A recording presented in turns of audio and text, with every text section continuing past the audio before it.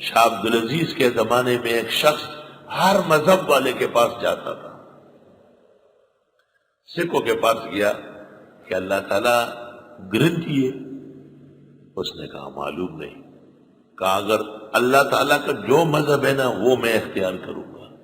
عیسائیوں کے پاس گیا، انہوں نے بھی نہیں بتایا. سب کے پاس، ہندو، گوتڑے، ڈوگرے، سب کے پاس.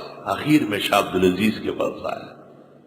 شاہ صاحب سے کہا جو مذہب خدا کا ہوگا میں اس کو اختیار کروں گا. خدا کا مذہب کون سا ہے؟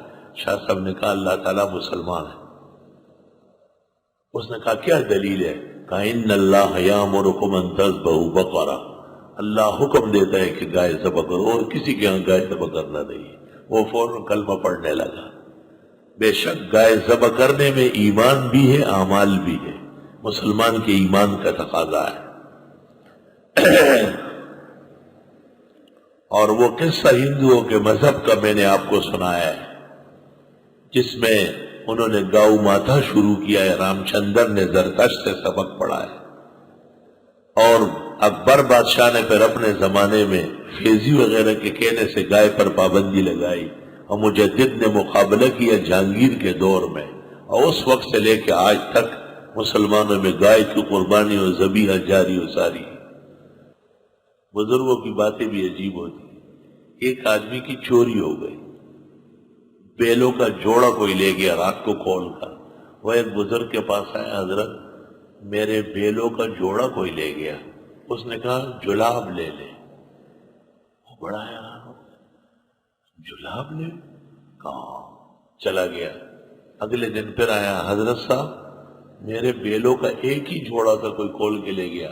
کہا آپ کو کہا تو تھا کہ جلاب لے لے.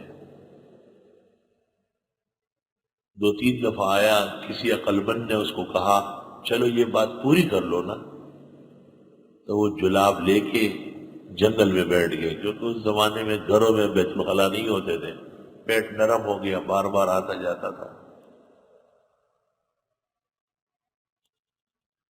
3-4 دن ہو چکے ہیں، جوڑی بیلوں کی گم ہوئی ہے. آج رات کو اس نے جلاب لیا ہے، جنگل میں بیٹھا ہوا ہے. وہ جوڑی چور کھول کے لے جا رہا ہے. ایک بیٹھا ہوا ہے، چیخ لگائے اوئے میرے بیل کہاں لے جا رہے ہو؟ وہ چور بھاگا کہ بھئی یہ تو راستے میں انتظام کر کے بیٹھا ہوا ہے. صبح جب آیا بزرگ کو کہا، انہوں نے کہا میں نے تو آپ کو پہلے کہا تھا کہ جلاب لے لے، آپ لیتے نہیں ہیں. ان اللہ یامرکم ان تذبحوا بقرہ، بے شک اللہ تعالیٰ حکم دیتا ہے تمہیں کہ تم ذبح کرو گائے.